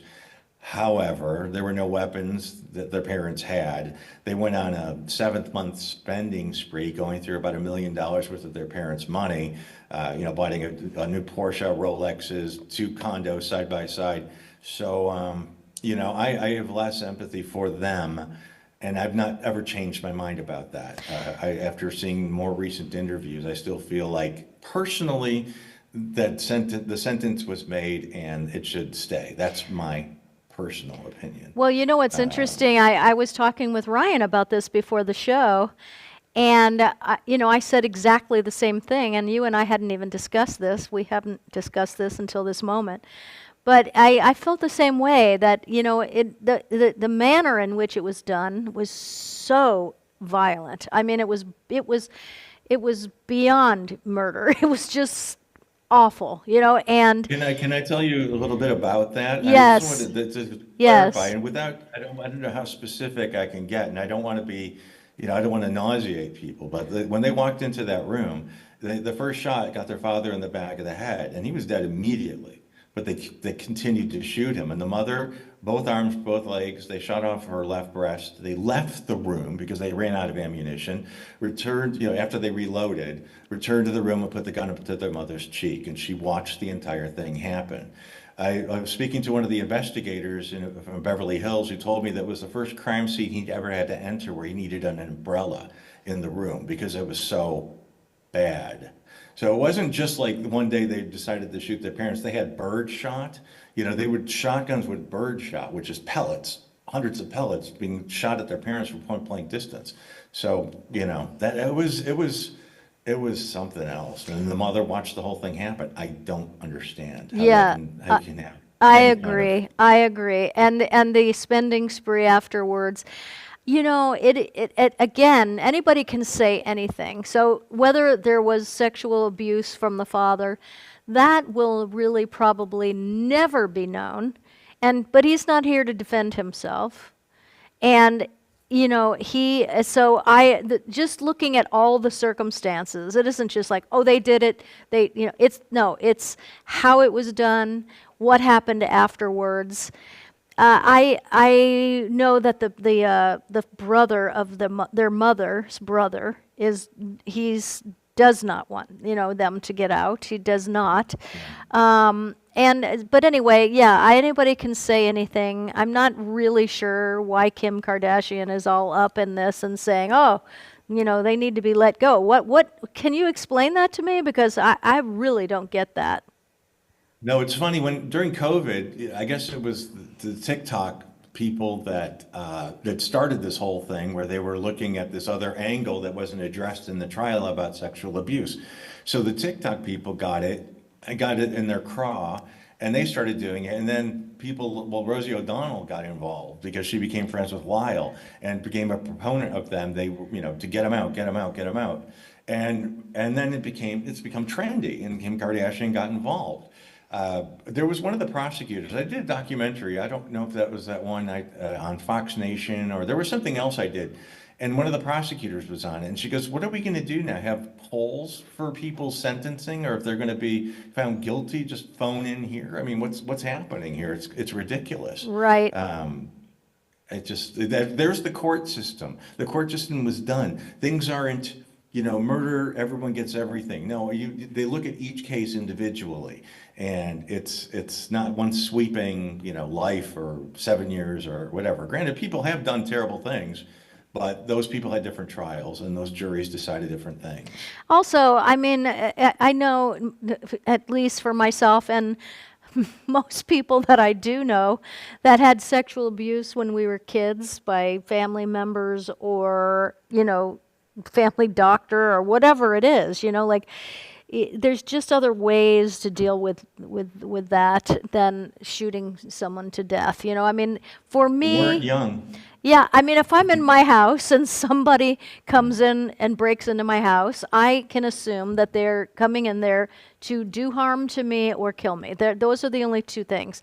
That's when I can see the justifiable, shooting somebody. But this whole thing was just, oh my gosh, it was just, I remember this like it was yesterday too, because I lived in LA, and so I was, fascinated by all this. But I don't think they should be let go. That's just me. And as far as getting to be friends with prisoners, I mean, as you say, like Rosie O'Donnell or Kim Kardashian, or I don't know how people that, they're both married, because there's people that that become fans of prisoners, and they write them, and they have fan clubs, and they have all kinds of things, right? Am I right, Scott? No, you're absolutely right. Yeah. I think I always thought that was interesting because, well, they get attention. The women who married the Menendez brothers get attention. They're good-looking kids, and they don't have to be intimate with them. They can't. Physically, they cannot be intimate with them. So maybe there's an element of that, because you'll always be behind a piece of glass. It'd be interesting to see what the women say when they're out. I said that to Seth earlier. I said, God bless those poor women. Do you know what I mean? Because it's like the Energizer bunnies when they're going to get out Oh of there. God, I got to tell you, it's going to be interesting to all of a sudden you're with somebody 24/7 you've never actually even been intimate with, you've been married to for years. It's crazy to think about. But, anyway, people don't understand, and I do, because I actually have spent a lot of time in the prison system ministering to. I also met prisoners. I was with women because I was in the women penitentiary. And the maximum security though. So some of and I would get very attached to some of them, very attached. But you have to remember too that they have nothing but time when they're in prison to think about. Okay, to think about I forgot my train of thought because they were talking to me in my ear and they have to. So it's like, but you have to be careful, because they're very clever because they don't have they have time to be that way. But I do know what it's like to get attached to a prisoner. And, there was a couple I met, girls, that I thought, I'm so sorry you're in here. And one of them actually looked at me and she said, I need to be in here right now. And that was like, wow, So I get why people, but they're not famous, they're infamous. And so I guess fame and infamy it's a fine line, and people want to be attached somehow to that. I mean, But look at Ramirez. He was the most hideous person yes. on the planet, with literally a devil worshiper, and people sending them their personal items and fan letters and yeah, it's shocking. I mean, people that just have nothing better to do. There's a badge of honor, I think, getting a I did that once or a couple of times where I've actually written people. I wouldn't do that today. People change over Yeah. the years, and I wrote a couple of people and got responses from a couple of people. Tex Watson, one of them, who was Charlie Manson's, the guy who did 6 of the 7 murders on Oh those 2 yeah. nights. Oh my gosh. You wrote to him? Yeah, it was back in the early '80s, and I read his book that was written with he and a pastor, and I was looking for a response. I really wanted a letter back from him. Oh, I don't know, yeah. I can't explain it. And he did it. So I wrote him and I said, I genuinely hope that you have remorse for what you did, and if you did, God bless you. And I got a nice note back from him. On the other hand, I wrote Gacy too, and actually I bought a painting from Gacy. Oh my gosh. But that's one of those things I wouldn't have in my house anymore. I don't regret doing it, but I wouldn't do it today. My mind frame is different than it was back then. Yes, yes. Well, this is just all fascinating. And again, I could talk to you forever and ever, so I want to have you back. I have one quick question from someone who wanted to know if you had any artifacts from Bobby Darin or Sandra Dee. No, I don't. No, I've done features on them. I started my website back in '98 called finditdeath.com, and I've gone to their houses and I've gotten photographs and I dig up the weird facts about them. And I did that. And Sandra's a very sad story, but that's sort of what I started when I started this whole thing. Was on the internet back in '98 doing finditdeath.com. So yeah, again, finding the nuggets, things that you didn't know about the things you thought you knew everything about. Yeah. So, but I don't have it physical from them. I don't. Well, I just love you, and I can hardly wait to see you again. And I am so happy that you were able to do the show with such short notice because everything happens so fast. Please tell me you will come back and entertain us and regale us with stories again. Because I would love to. No, thank you very much. It was really a thrill to get your call today and asking me. So I was like, since we met, through Jordan, who by the way told me to say hello. Oh, I got a text from him during the show. Yeah. And it was through him I met you and Todd, and it's sometimes you just click, and I feel like we really clicked. And Oh, yeah. I enjoy your company, and we love the same types of stories. Yeah, we do. And that, so it's neat to. It's that weird thing of being on the inside and on the outside, and you guys are on the inside, and Yep. but we have a respect for each other because I'm not going to, I'm not one to, show you something awful or you know what I mean. Are you kidding? I'm talking to something. Don't worry about showing me something awful because I had a friend who was a New York City homicide detective, and it was a woman, and I met her in a very strange way. It's a whole great story for another time, but after we met each other and became really good friends, after I'd get off work taping the show, I would pick her up at the 21st Precinct in New York City, and we'd go out to dinner, and while I was there, she'd say, I have like a half an hour of paperwork, and I'm like, that's fine. Do you have any grizzlies I can look at while you're doing that? And she laughed at that because I called them grizzlies, but what I wanted to see were the crime scene photos. So don't worry about No, showing me I've got any. a couple of them. I got a couple of good ones. Yeah, I that's, grew up in I'll tell you funeral one quick, homes. What? one quick story before we go. There was a Yes. man by the name of Robert Leese, and Robert Leese was a screenwriter back in the day. Did Abbott and Costello Meet Frankenstein? He was blacklisted during the McCarthy era. In the early 2000s, he was 90 years old. His wife died of cancer. He was being honored by the Academy finally, and he had a girlfriend who lived across the street who was in her 80s, lovely lady. And while he was sleeping in bed the morning he was supposed to do this, a male prostitute broke into his house, took a knife out of his drawer, and went into his bedroom and sawed his head off. Should I not be talking? I should No, no, probably tell no, you that's this. fine. Sawed his head off. Oh, okay, took his, yeah, and sewed it up. Then he took his belt off and he put the belt through his neck and through his mouth and tied it and put it over his shoulder like a satchel. And then he hopped out the back fence and broke into this doctor's house who was on the phone with the airlines making a reservation and stabbed him to death with a fireplace poker. He left the head in the middle of the bed. Nobody knew who the head was. And they killed this doctor, and then the kid took off in the doctor's Mercedes. And then the guy's girlfriend shows up later to pick him up, finds his body, but he doesn't have a head. So it's like one of the most craziest stories in Hollywood. And I say that with a smile, but it is, I don't mean to belittle what happened. It's a horrible tragedy. And it's one of the most gruesome crimes, but it just gets weirder and weirder and weirder. And that just makes it so interesting to me. So one day I'll show you those pictures if you want to Oh see. gosh, yes. You kidding? I did see the crime scene photos from the O.J. Simpson or the Nicole Simpson murders, and that was one of the hardest things to see, and how absolutely horrific it was, and it made you look at that whole case in a different way. That's for sure. Well, Scott, we Yeah. had a person. Before I let you go, I just wanted. This person here says, "Oh gosh," she said, "Scott, you are amazing," and I agree with that. So I'm going to say, please come back. And we're going to give stuff away and say goodnight to everybody, because we have the wheel and the super wheel. And We'll Scott, bring Ryan on for that. and what? We'll bring Ryan on for that. We'll bring Ryan on for that. So Scott, you don't have to leave us, but I'm going to be just taking Ryan and putting him front and center. But if you want to leave us, you can. But we love you and thank you so much for being on the show, and look forward to having you again. People have really enjoyed this show, and I knew they would, because this is such a fascinating subject. And I'm just so glad we're friends.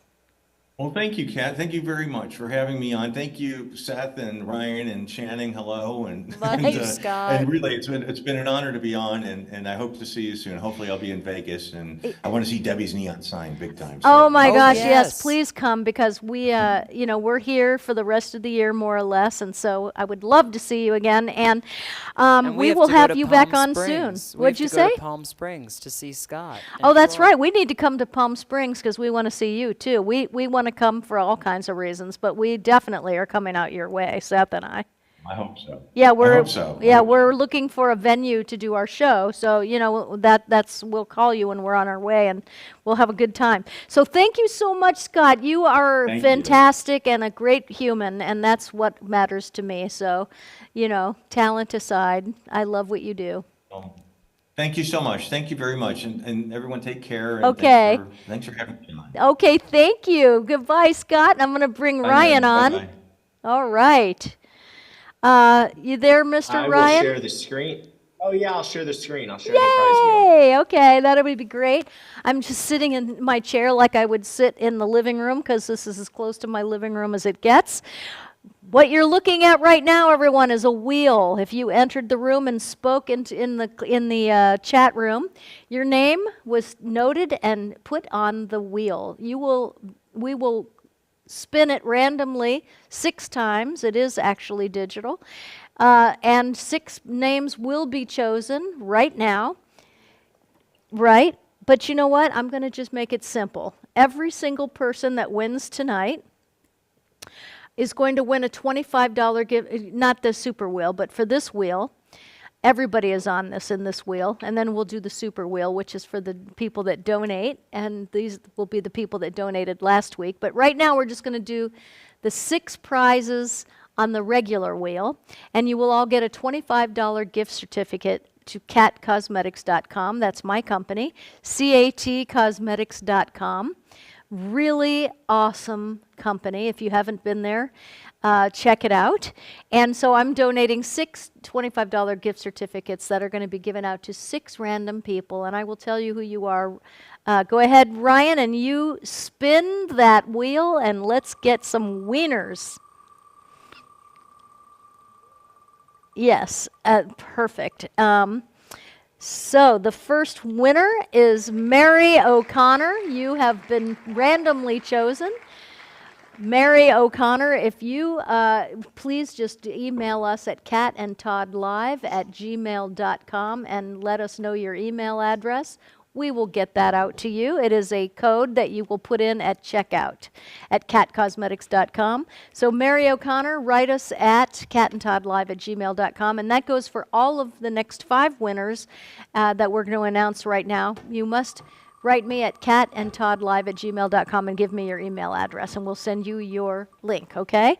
The next winner is Richard Klebe. Hi, Richard. Nice to have you here tonight. You are another winner. And Richard, there's all kinds of things on that website, skincare and whatever else. So you might have a lady that you'd like to gift. It doesn't really matter. Just make sure you go to catcosmetics.com and pick out what you want and write us and give me your email address.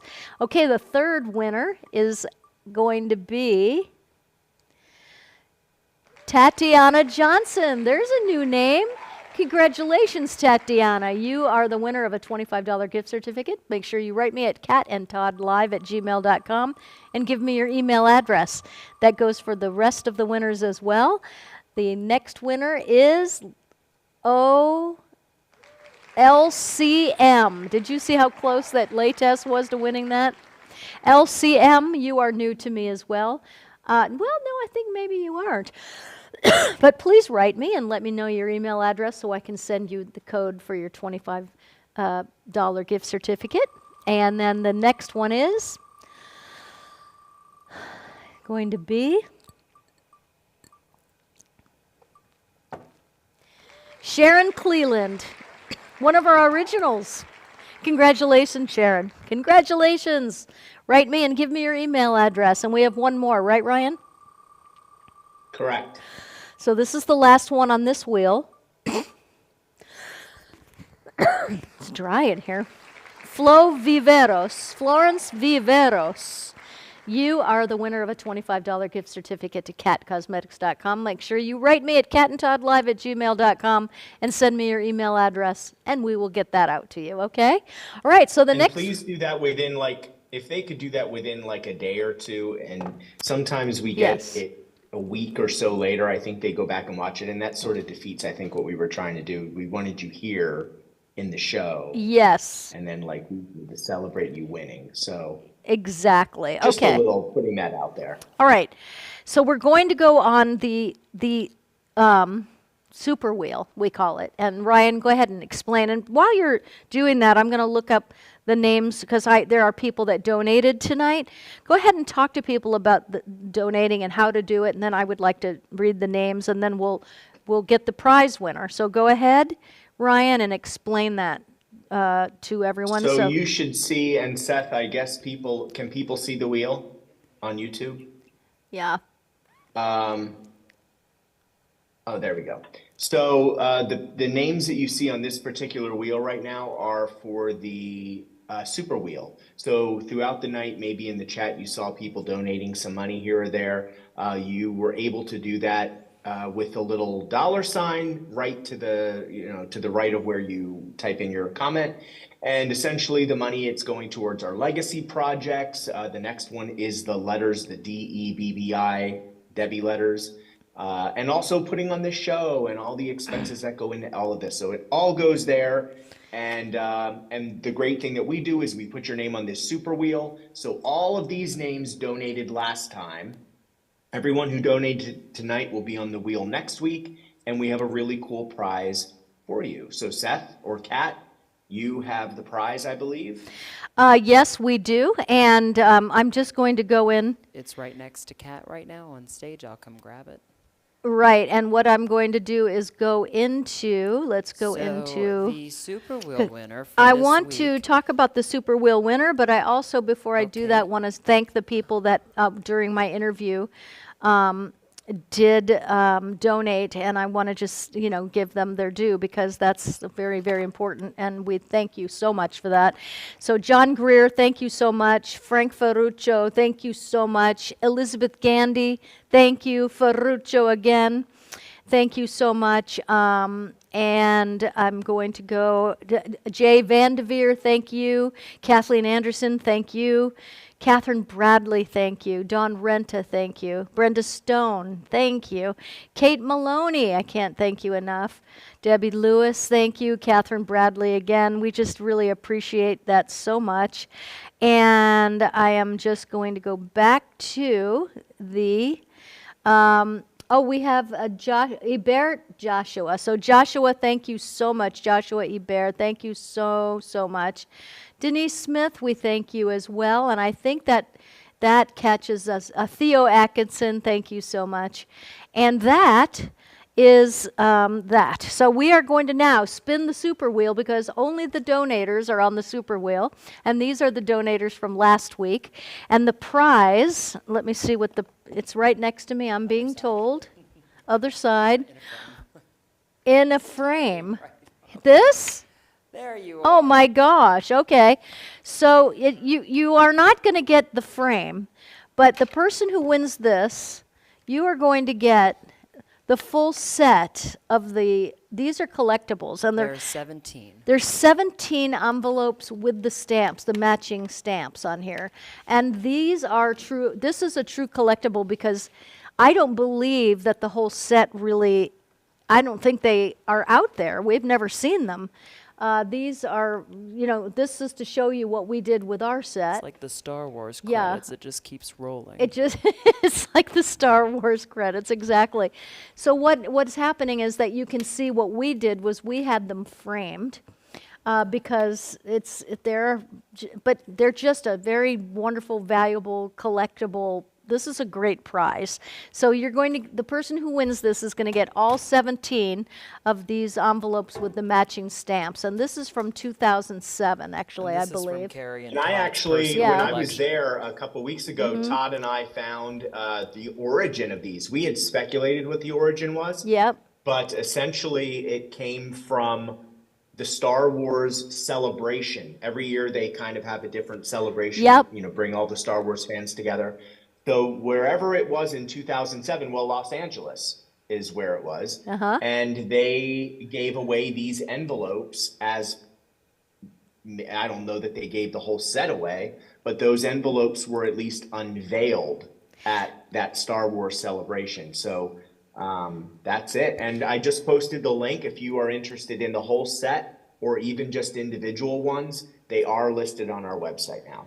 Yes, but this whole set, without the frame, is the prize that's going to be announced right now. One of you lucky winners are about to see if you won the envelopes. All right, so we have some. Okay, here we go. Now you can see there's a lot of repeats on here because every time you donate, even for the same show, your name gets put on there, for each donation you No make. more than twice. No more than twice. Okay, no more than twice. But here we go. And we're about to find out who are the winners of these envelopes, which is really an awesome thing.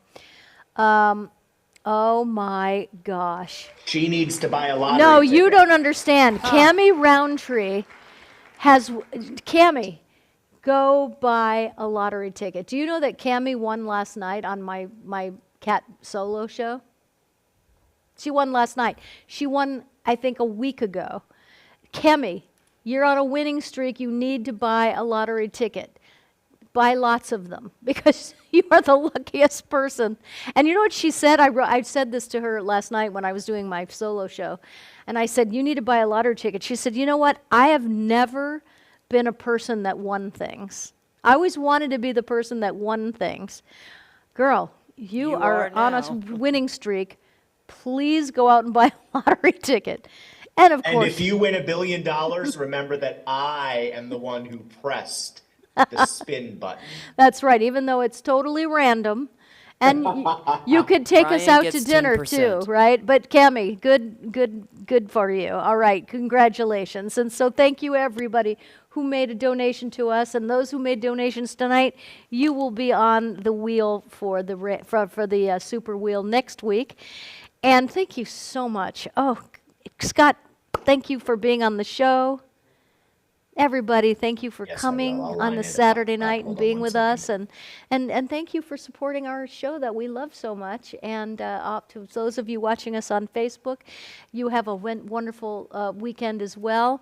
We just love you all and appreciate you more than anything. And just remember, life is so precious. Enjoy every moment. And if you aren't, then do something about that. Enjoy it. It's enjoy the ride. All right, guys? Good night, and thank you to Ryan, to Seth, to my husband Todd, who has got us all up on the air with Seth tonight. And I miss you. Thank you, all of you.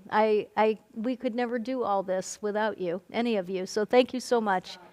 Joining us. Scott was awesome. A great guest. Thank you Everybody so is much. saying We'll they look want forward him to having back. you back. Good night, everybody. God bless you, all the way down to your toes. Have a great one.